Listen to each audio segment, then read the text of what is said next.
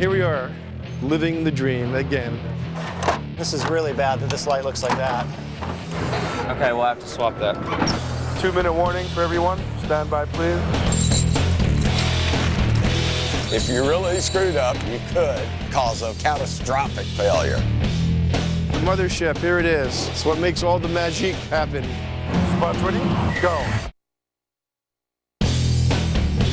The legendary Canadian rock band Rush has enjoyed an impressive record-breaking career that has spanned 3 decades and produced over 30 albums. All the while winning the respect of music critics and the hearts of devoted fans around the world. Since releasing their first album back in 1974, Rush has sold over 40 million records. They've toured the world many times over, selling out hundreds of live stadium-rocking shows. When guitarist Alex Lifeson, drummer Neil Peart, and lead vocalist, bassist Geddy Lee go on tour, they bring with them some heavy artillery. 7 tractor trailers hauling an entire stage production. Lights, video, pyro, sound, along with 40 men and women whose job it is to set it all up. Everything with red tape on the back goes stage right, down stage right. Run it. House lights go. 2, 1, and roll. And tear it down. All in the course of a grueling 18-hour day.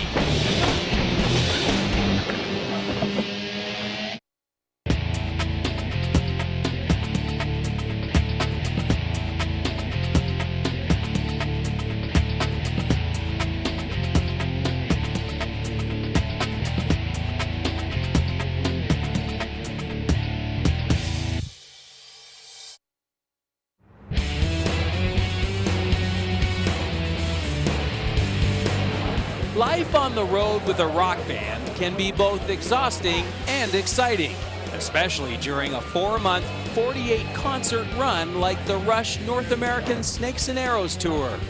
And anyone who has ever experienced a live Rush concert knows that their stage lighting with its lasers, futuristic pods, and over 130 moving lights is one of the most important elements to the overall concert experience. On this tour, the man responsible for the light show is production designer, lighting director, Howard Ungerleider. At each venue, before Howard's team can fire up the lighting rig, head rigger John Fletcher and his crew must map out both the sound and lighting rig's lifting points and secure the motorized lifting chains needed to raise this rock and roll show off the arena floor. Normally, this occurs the morning of each performance. However, today, in Quebec City, John Fletcher is pre-rigging this hockey arena the day before the show. We're in Quebec City, the Coliseum. The building is built in the 50s, I think. Normally, this is a one-day load-in. Due to the age of the building, that little bitty ramp right there, and our time frame. You know, luckily we had it. We would have done this in one day if we didn't have a choice, but it had been a very long day. So, you know, instead of taking that, we took a smarter decision, I think, and usually I request it when I do a show in here, is we take a day to pre-rig. So that's the reason for loading in early, you know, to get this out of the way and make tomorrow real simple. The more important part of rigging, if you have to hit every point exactly, or you don't know where things can shift and change, you won't have the flexibility to get it done in a reasonable amount of time. And that's just experience. I don't know, I find it easy. But that's 20 years later. When I first started, it was a pain in the ass. First thing in the morning, we chalk the floor. Get to play with crayons. We use Crayola, different colors. You know why? Because people ask you, does the color mean anything? If you use white chalk, they never ask you that. Well, do the colors mean anything? It just makes my morning. No. They mean it means it's purple.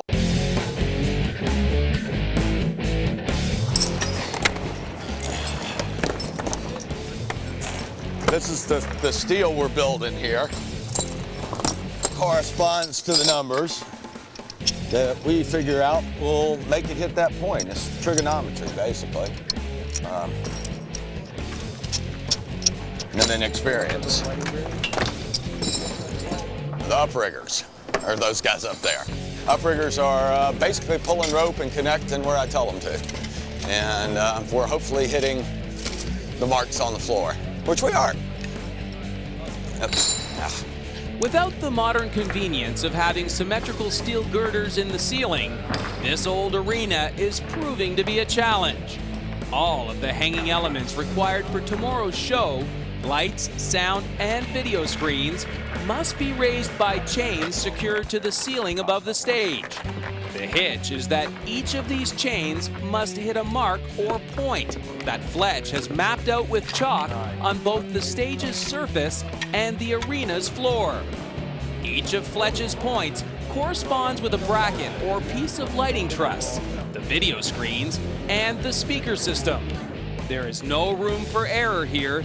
If a chain does not align precisely with a point, it could cause the truss to twist or worse, stress it by throwing its balance weight off. If a piece of truss were to become stressed by supporting too much weight on one end, the entire section could break apart. Rigging's not hard. It's what trained monkeys do.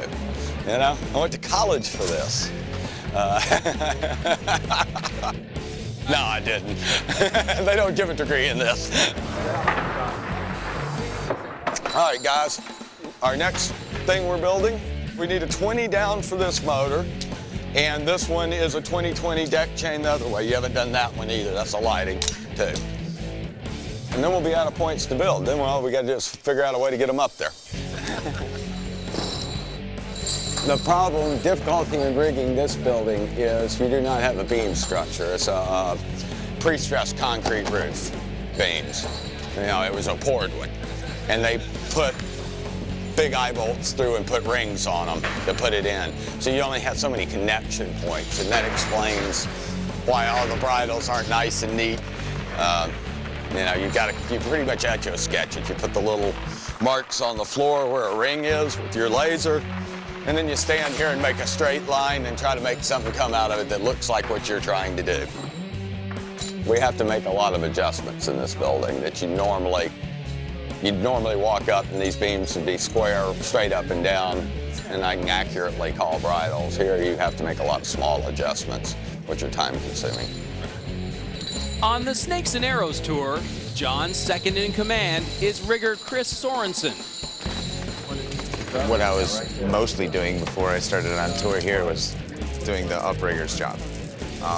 We were walking around on the beams and doing mostly pulling, and it's a lot less thinking and it's a lot more sweating. So this isn't so bad down here on the ground. I was afraid of heights when I started, but people do it every day and live, so I could do it. It's not so bad. If you really screwed up, you could cause a catastrophic failure. But boy, you'd have to really be messing up. Everything's built with a fairly heavy safety factor. And the motors, steel, are 5-to-1 or better. Your truss is your weakest link. It's about 2.5 times to 1. Everything else is completely overbuilt. But that's good. Keeps things safe. You're hanging it over a lot of people's heads. Your first concern is you not falling off the beam when you're up there, but you need to realize that there's people working underneath you.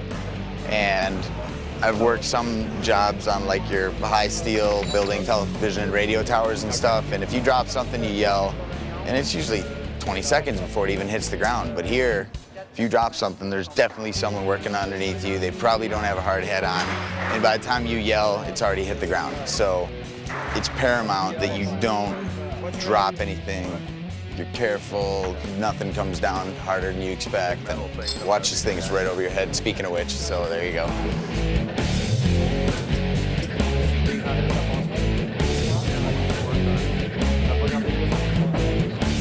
We're trying to move the bridle off stage a little bit further. There's just some different places you can connect it up top, and depending on where you connect it, makes a huge difference on where it's going to hit on the floor. All right, what I'm seeing now that we got weight is not a very straight line. You seeing this, Chris? Bob? Now that we got weight on these long runs, we're running too far. Well, this is all a straight line right across here, so that one, this one, this one. This one's perfect. This one ran too far on us too. So probably pulling 3 links on each one. That may even be 4.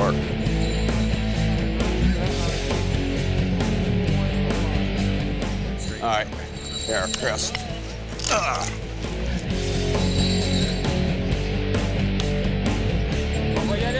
This you and your porn star look. I don't feel right standing next to you like this. Not comfortable. I need more personal space. Yeah.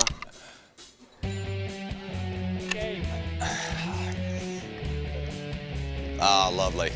Perfect. That'll work. Normally we do it in a pretty timely fashion. I mean, that's it. You know, obviously first safety, but then you've got to have a little bit of speed. Otherwise, you do, you know, where I've got a 12-man call, the production's got 40 guys on working his hands. So you can figure out the numbers as far as where the bill goes.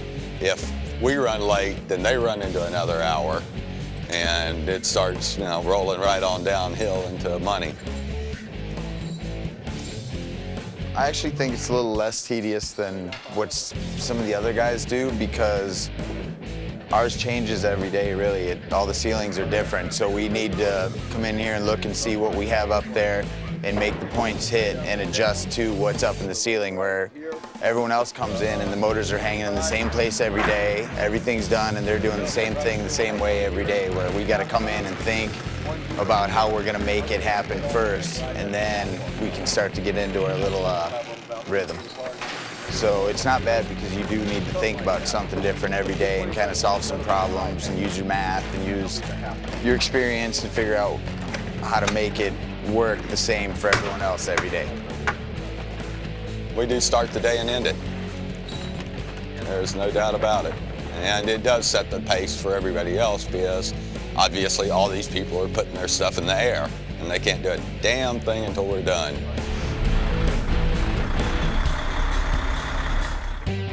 After 6 painstaking hours, the Colisée pre-rig is complete. All the hanging points are now in place, ready for tomorrow when the rest of the road crew is set to arrive at 8 a.m.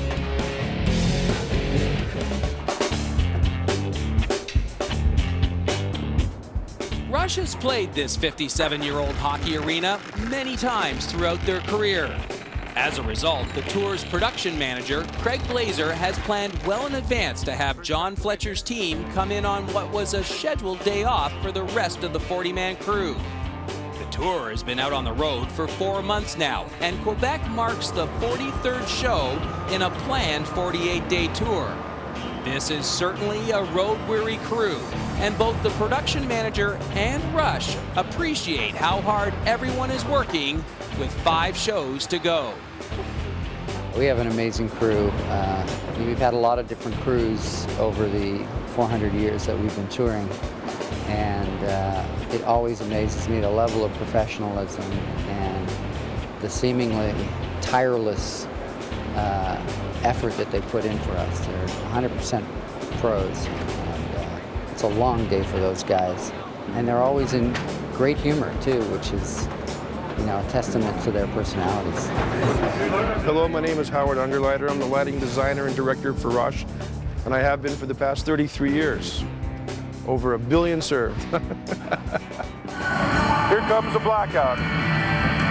Spots ready? That's good, man. Go.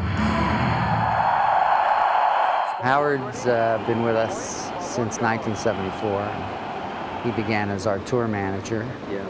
And we quickly noticed that he had a huge talent for lighting and colors, and gradually he kind of grafted himself into that being his primary concern. And all of us together designed the show, and he's the main lighting designer, certainly, and his ideas are profound and have a great effect on the end result. What I do is I do light choreography. So I take the lyrics of the song, the music of the song, and being a musician, I actually choreograph all the effects and all the cues to lyrics and execute that on the beats. I'm able to keep that human element going and execute the cues with the band to make sure all the timing is spot on.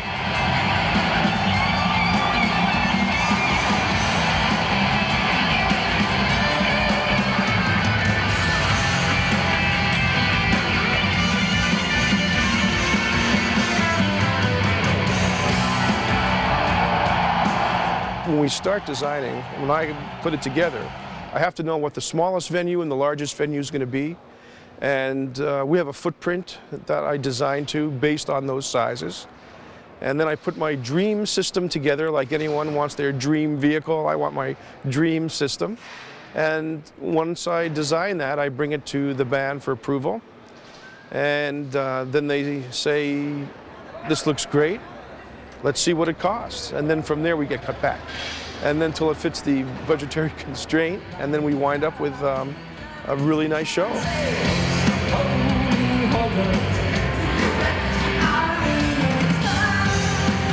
There's 130 moving lights. There are 4 different genres of lights up there. Some are hard edge, some are washes, some are conventional audience blinders. Everything's been custom circuited, custom wired.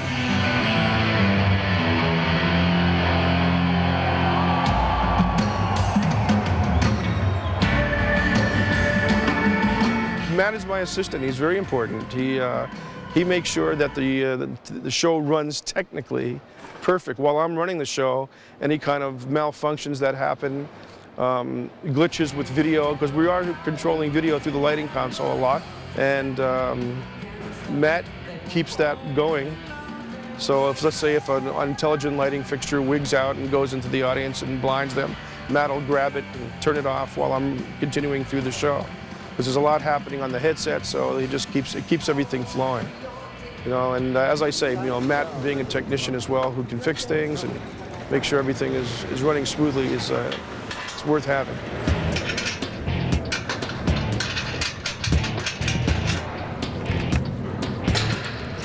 What's going on here is we've got a typical kind of pre-rigged truss where you've got some of the lights ride inside the truss, right, on lamp bars. So you have this big contraption here. It's 3 lighting instruments that normally would maybe have to go in road cases. So it saves a lot of truck space to have them in the truss. And then once the truss is lifted off the ground, the bars, as you'll see in a little while, the bars slide upstage slightly and then they drop down so that you can see, so the light can make the shot to downstage. And then all the pipes that I've been moving that are on the back of the truss on these hooks, eventually these move and get dropped down, and there's more lights that hang off the back that are actually in road cases. So right below every one of these lights, there's going to be a whole nother light once this thing's done and ready to fly. There are 8 sections of truss, and because every truss has an angle to it, there needs to be a motor at the end of each section of truss, so there's 10 motors that are used to lift this one truss. And I think that what we calculated the weight to be was right at about 1,000 pounds per section. It's pretty close to what the weight is. And the chain motors are rated for lifting 1 ton, which is about twice that. But part of the reason we need so many motors is just because of all the angles. And the braces that I'm placing right now are what help keep those angles in place as it flies. Because while you can put the chain motor in the right spot above the truss to lift it, because of the weight, the way the weight is on the truss, if we don't have an angled piece to lock it, it'll actually some of the gaps will close up, and or they'll move as the truss is being moved or people are climbing on it, because we have people that get up on the truss during the show and run follow spots. We don't want them getting their leg in between one of these truss joints and having it close up.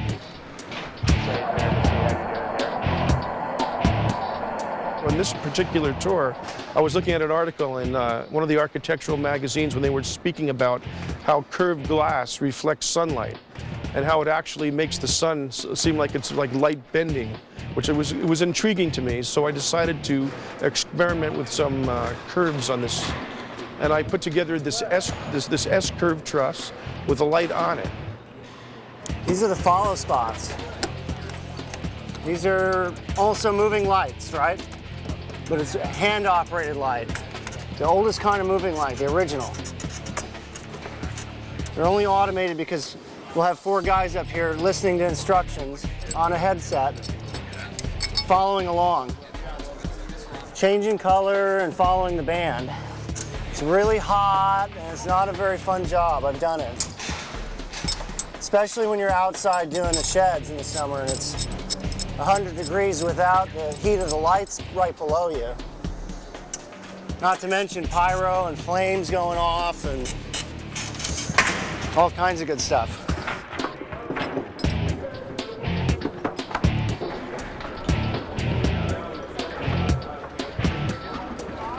Yeah, what we're doing now is we're about to lift the entire snake truss at once. First, I have to bump every single motor and make sure I have control of it. On stage, truss moving.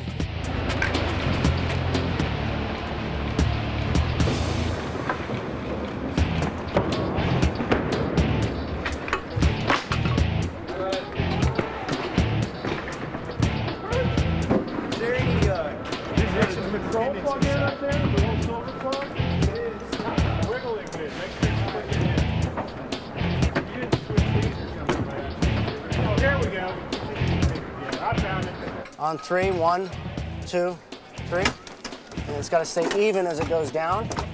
Good. Okay. Good.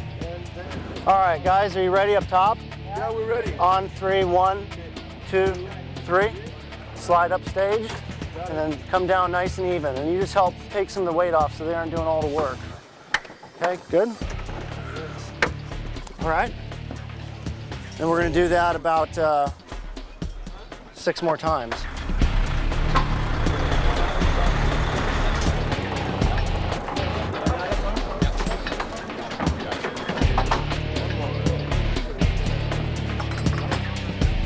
I think we're about on schedule where we normally are. It's going to be right in the corner, okay?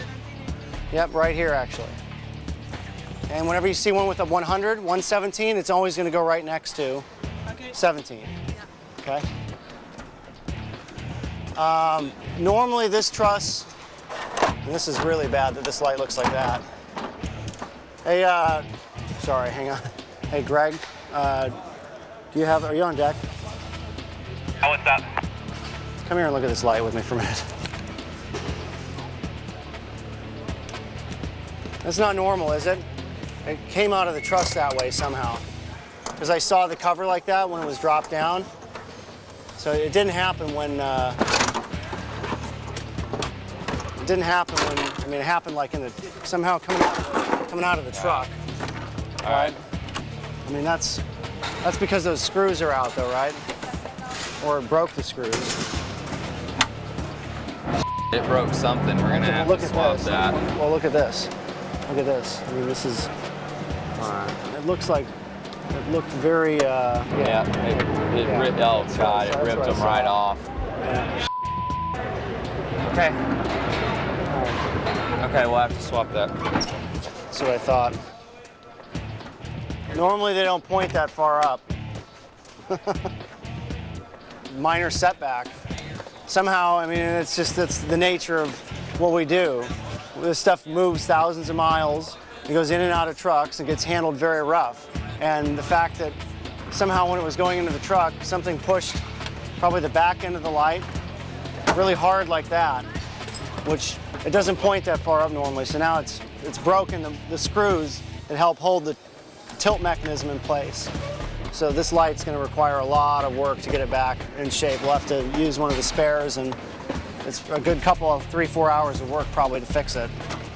But that's the way it goes. You know, we lose a light almost every show. We're losing something.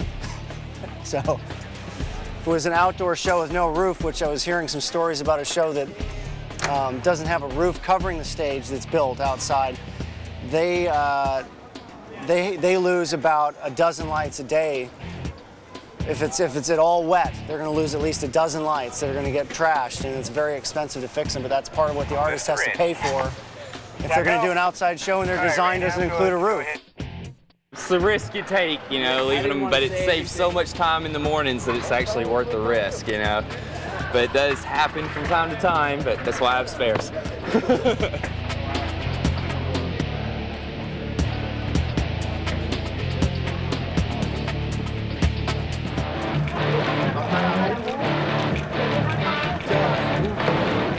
The best part of this job is the traveling and the freedom of artistic creativity. I mean, I really enjoy what I do, and I don't think a lot of people can say that in their jobs. I enjoy going to work. I enjoy the creative freedom that I have. Working for 3 of the most amazing guys, you know, in the entertainment business who are really, really down-to-earth gentlemen.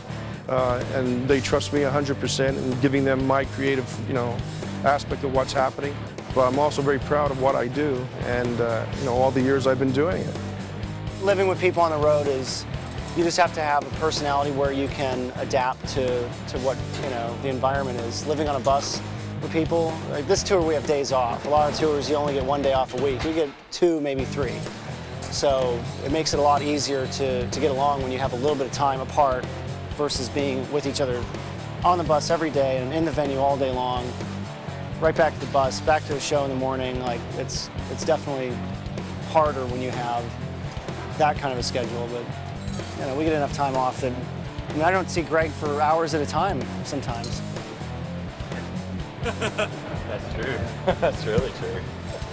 I'm 30, and I've been doing this since I was 18, and I've been doing it without making a living doing it since I was 16. I started doing it in high school.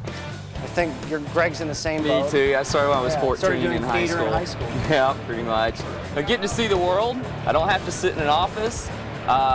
Every day is unique because no 2 buildings are the same. So every day you kind of have to reinvent the wheel a little bit, and I kind of like that. It breaks up the monotony. I mean, plus to get paid to, you know, go see, you know, some of my favorite bands. I mean, this is my favorite band, Rush, you know, so I mean, I'm super excited to be here. So just the fact that I'm actually getting paid to do this is really hard work, and there are times when it's not a lot of fun, but I think ultimately the payoff is really worth it.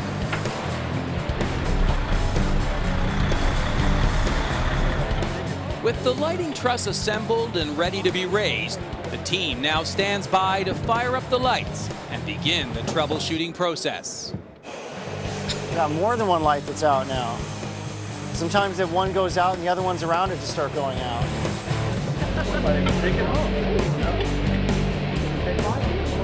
It's 8 hours to showtime in Quebec City, and the lighting grid is ready to be raised. It's now up to lighting technician Matt Tucker and master electrician Greg Haygood to try to troubleshoot any problems that may arise with the lights prior to raising the entire grid. So it's 12 o'clock right now, and we're running about a half an hour behind where we want to be. That's what's happening right now. This should be already up in the air. But now I'm off to front of house to set up the lighting consoles. That's next. Greg will finish up here making sure everything's working, and I walk away from the stage at this point. I don't usually come back to the stage unless there's a major problem, because my responsibilities from this point forward are to the front of house situation, the consoles, the control of all this stuff versus setting it up. The measuring tapes are so that we get the right trim height on the truss so that everything is level all the way across, because it's real important. It's really more a safety issue, also sight line, but each motor point is only rated to hold a certain amount, so every bit uneven, every few inches, throws the weight off more and more. So we just have to make sure everything's nice and level and looks good. This is all the power cables coming off into this area, which we refer to as dimmer beach. This supplies all our power for the entire lighting rig right here. 3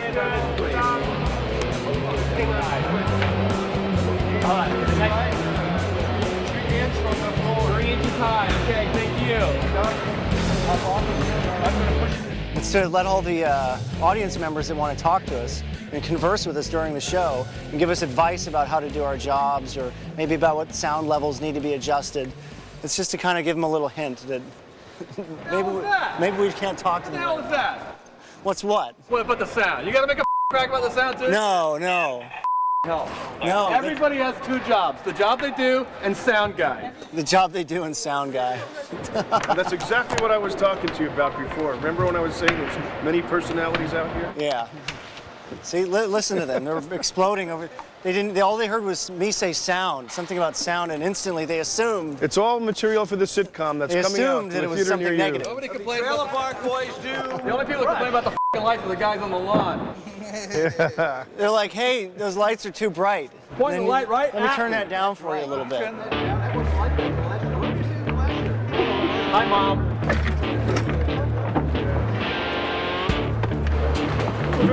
Randy, yeah, I'm gonna have to have you run that. I'm gonna have to climb up there and push the gray truss off the orange. They're all catching into each other.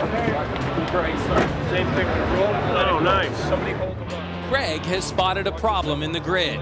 One of the larger sections of the S truss is hanging up on a smaller separate curve section. He quickly puts on his safety harness and heads up to separate the sections. I'm good.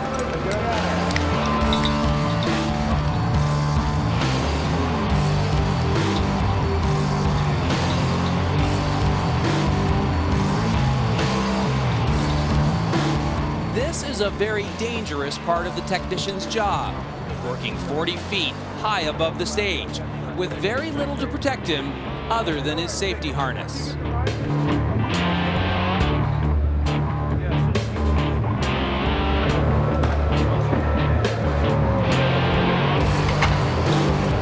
Hey, Randy. Go.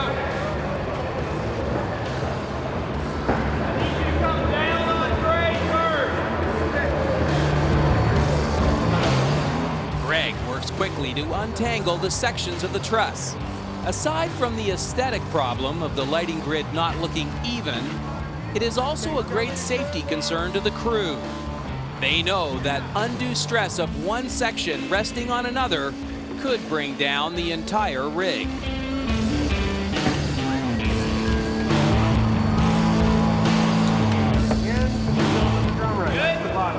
Yeah, it's good.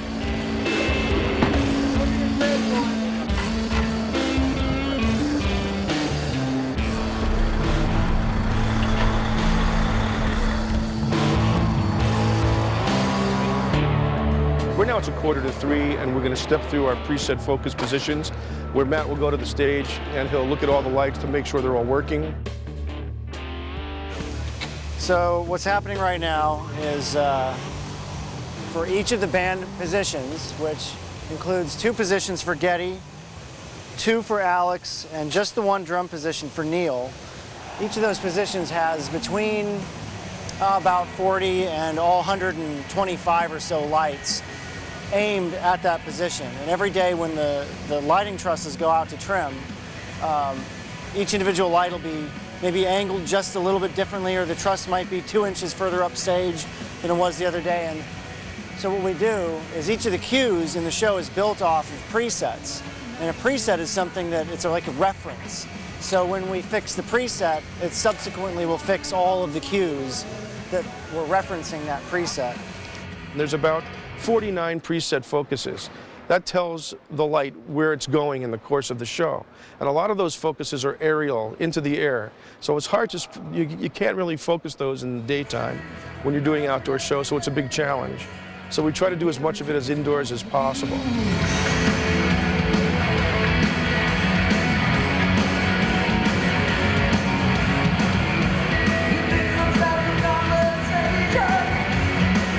Unfortunately, there's enough movement each day that it's never going to be exact. Even though the lights, I mean, you can see this one's only off by, I mean, the center of the beam is, I'm looking at my shadow on the floor.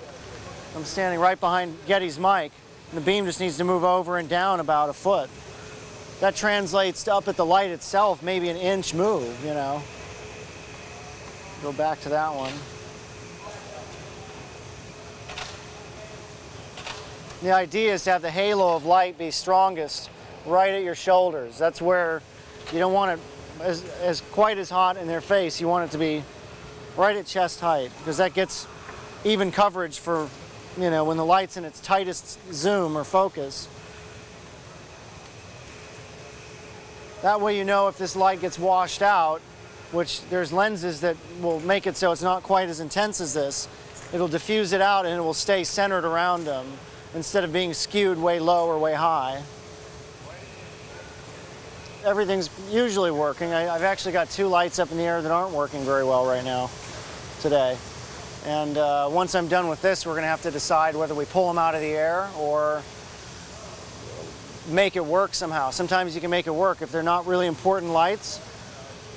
And I mean, really every light's sort of important, but there's some that even we, as like Howard and I out front, we won't notice if they're not working correctly.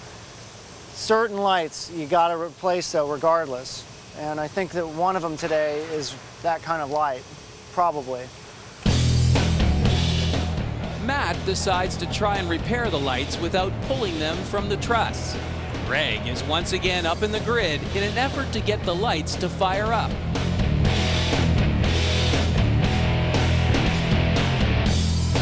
Before you come down, I'm having some kind of a control issue with the X spots, and it starts all the way at the end of the truss. And I'm not sure what it is. They keep blanking on it. Tell them they're doing fire things here. And they're doing stuff with flames down below you.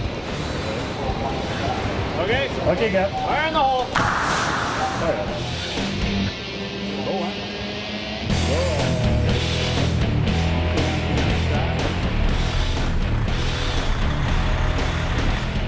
Repairing each element takes time. Time that should be spent refocusing the lights. Matt and Greg must be able to quickly come up with a solution, and they are keenly aware that they could cause a delay to the start of the show. Back in Quebec City, with 2 hours to showtime, lighting technician Matt Tucker and master electrician Greg Haygood have resolved their lighting issues, and the team is back on schedule. Matt is looking forward to passing along the good news to the show's lighting director. Howard's demanding, as everybody in this business that does his job is. What makes it work between Howard and I is our attitudes and how we interrelate as people is what makes it really work. Because if I was easily offended, Howard would be saying this and that and demanding, well, this light isn't working and this isn't working. And if I was real sensitive, maybe I wouldn't be able to handle how intense he is. But that's the case with most lighting designers. I feel like it's my job to, as his assistant, to try to keep him in a good mood when things start to go wrong and let him know that, we got it taken care of. Did you load in all the presets of every song? Did you go through every song? Sure? Because it takes forever to load in if you don't. What's that? Because it takes forever to load in if you didn't. And we have DW in, right? Okay, that's good. In the show, I use 10 man spotlights, 6 on stage and 4 in the house. And I'm calling and directing them during the show, and I actually call them subliminally. Like I've done it for so many years that it's really easy for me to call spots while running the show, and it becomes part of the choreography, which I really enjoy incorporating into the visual aspect of the show. Spot number 2 front, we'll go to white. 2 front, keep it tight, and go. Every night I'm in the United States, I'm using a different IATSE crew running spot. I've got 10 different spot operators every single day. I prepare a spot meeting, run people through it, and hope for the best. Okay, so here's what we have. I'll go slow for you guys. So Steve and Dick, spot number 3, drums. Bob and Jean, spot number 2, front, covering Alex, stage right guitar player. And then we have Pierre and Dom, number 1 front, Geddy Lee. Microphone position, sometimes he's at the keyboards. Okay, most of the time he's at the mic, his main position, okay?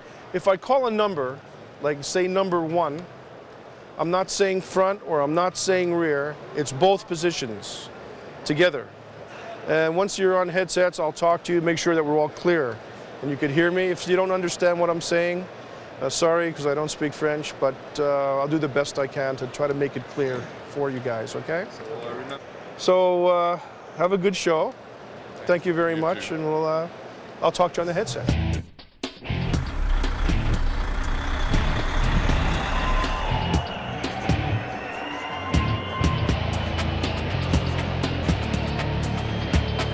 A good night is when everyone is happy and the show looks really, really great, and we have the cooperation of all the local, personnel that are into doing what they're supposed to do professionally, and it makes it magic for us. I'd like to speak with all the spot ops right now to make sure you can hear me. I'd like to start with Steve. Can you hear me? Yeah. Thank you. Carl? Carl is not ready.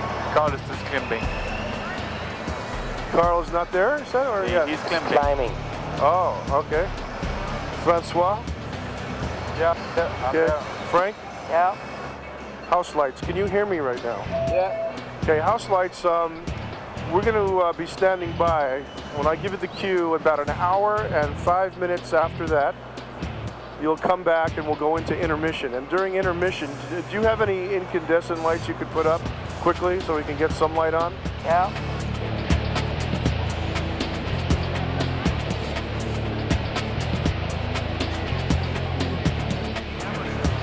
Two-minute warning for everyone. Stand by, please. Spot number 2, when your man comes on stage, you're going to pick him up from stage right as he hits the carpet.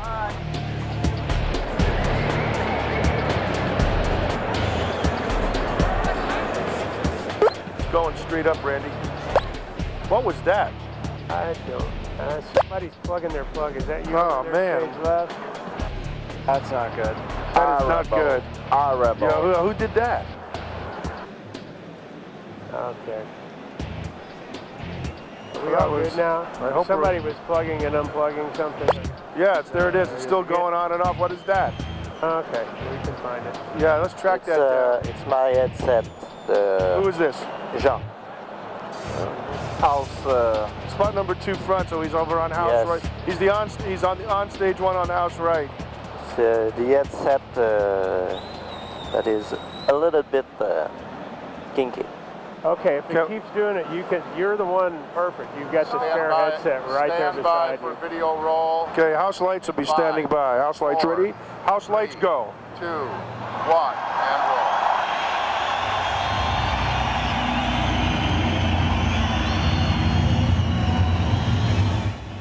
I don't get a rush before the lights go down. I get a rush while I'm operating the show.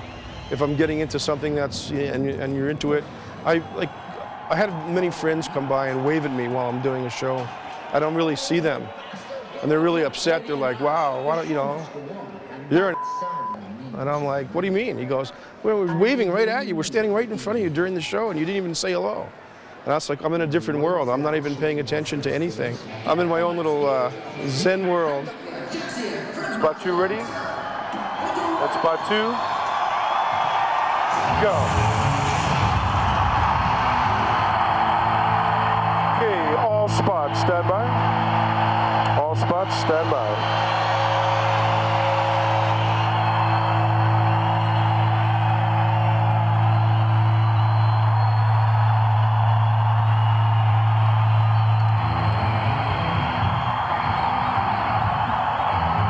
Number 1 is on, and go. I didn't call number 1 cue. I don't know why number 1 was even up.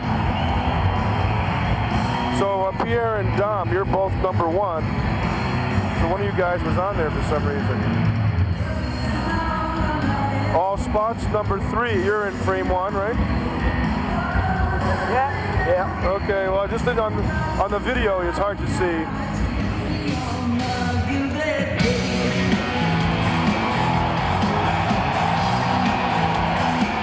During the actual live show, I'm running computer backbone cues that consist of verse, bridge, and choruses. While that's running, I have an analog feature which, even though it's not analog, it allows me to override what is happening by the computer on this subwing, which I have, the expansion wing of the board. So I'm able to add, subtract, and modify what the computer is actually doing on the fly, which gives the human element to the show, which not normally would exist.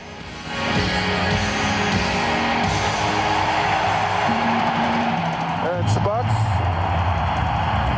Out. Thank you.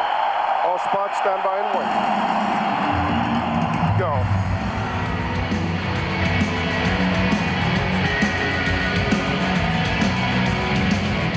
I do get excitable. It's, you know, when the band is playing well and the crowd are responding to them, and I execute an effect and they respond to that, it's a little bit of kismet there. It makes everybody feel great, and it's sort of a magical moment, and I really enjoy that.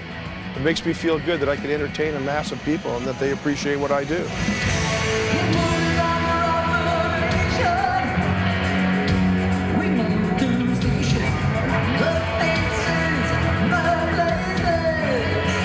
I've also designed this automated, feature into the lighting system, where we have articulation and descending pods, and as you can see behind me, and they're all built on a decelerator. They're called Vario lifts. They're the newest in moving technology. All spots will go to a frame 5. We're going to pull up pods on the skew. Go.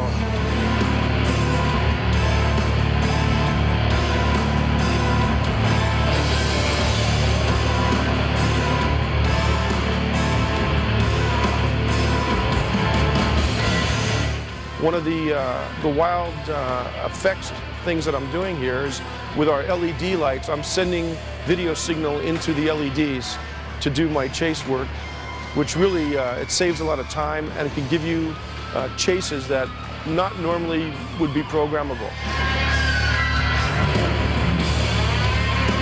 Spots 2 and 3 will fade to black. Stand by. And you'll do this quickly. Stand by. That's 2 and 3. Stand by.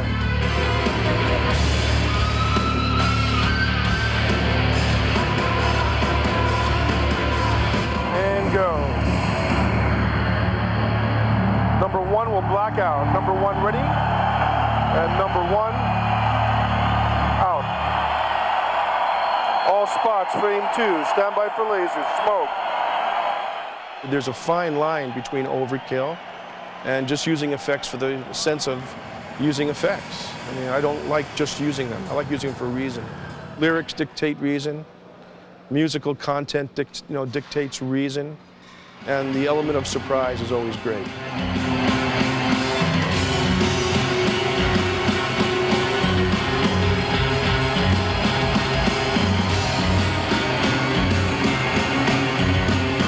It's a 3-hour show. So I try to dish it out, slowly as the night goes on, so it builds. And so by the time you get to the end of that 3 hours, there's still something left that the audience can be wowed with.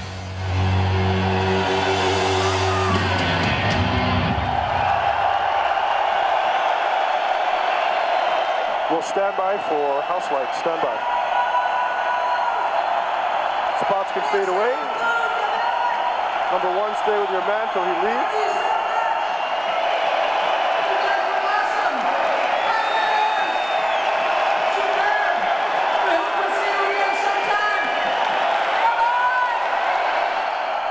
Spot 1 can fade, lasers can fade, house lights go.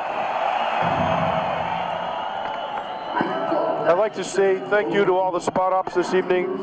Thank you very much, really appreciate it. Have a good evening. Nice to see you, man. Yeah.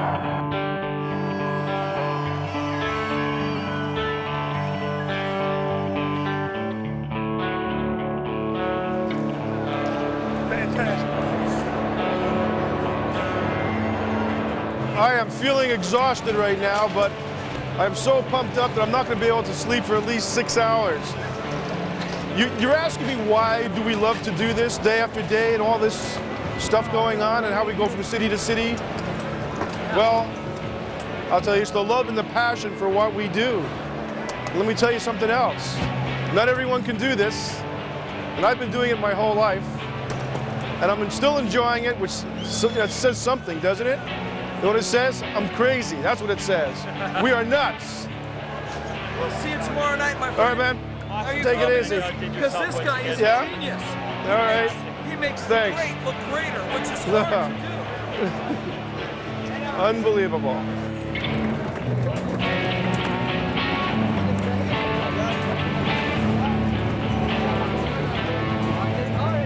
I'm very fortunate to be a part of this and have been for many years. You know, when I first started with Rush, I was their tour manager, tour accountant, lighting designer, travel agent, driver, and it's come a long way since then. And now I've actually just got the creative freedom to be doing the direction, design, and I'm a very happy camper now. And I'm still alive.